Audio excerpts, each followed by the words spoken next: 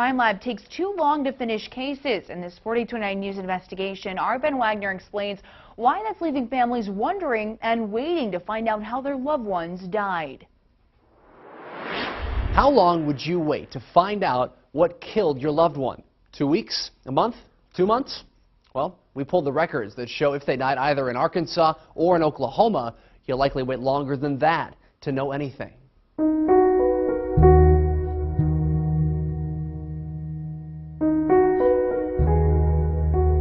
He came home from school. He was at a football game. He came home with a fever. That's where it all started for Inga Brothers on a seemingly normal weekend in October of last year.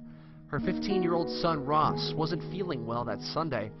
When she couldn't wake him up from a nap, paramedics rushed him to the hospital. By that time, I was on my knees, begging to God, begging, to anybody who would listen.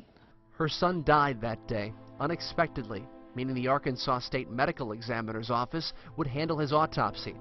Brothers says the medical examiner's office told her it could be 6 months to a year before she found out how he passed away. I've called every week, and I never get phone calls back. The medical examiner's office says it has no record of Brothers ever calling and told us they would never tell a family an investigation would take that long. But how long does it take to finish a death investigation in Arkansas? We obtained records showing the office's autopsy statistics from the last 5 years. Last year, the department took longer than 60 days to finish nearly 60% of its cases. The National Association of Medical Examiners, or NAME, requires accredited offices like Arkansas to have fewer than 10% of cases go unfinished for 60 days. If you're not NAME accredited, you're not serving your community appropriately. We took the Arkansas numbers to the National Association of Medical Examiners Vice President Dr. David Fowler. He says, based on what he saw, Arkansas's medical examiner's office shouldn't be fully accredited. No, at this stage they actually have a Phase 2 violation, which is what we would consider to be a relatively major violation.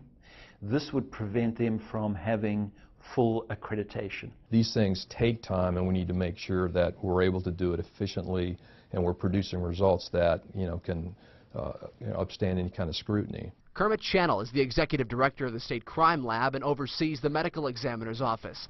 The 5 doctors on staff worked more than 1,400 cases last year collectively, many involving lab work on DNA or drugs, which makes the process slower, he says.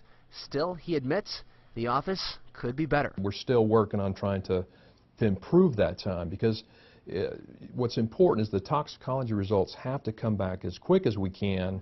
NAME says that Arkansas is below national standards, but walk across into neighboring Oklahoma and the situation here gets even worse. It's more than just a certificate on the wall that says we're accredited.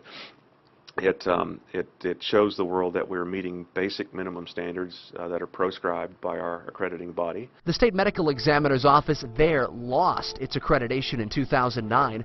The chief medical examiner says at one point his doctors worked more than 800 autopsies each a year.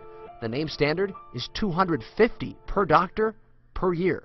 It may not be the case anymore, but when we first started here and there were only 6 physicians, we could really accurately say that this was the busiest forensic pathology practice in terms of physician workload in the country. NAME also revoked Oklahoma's accreditation because the building was in bad shape.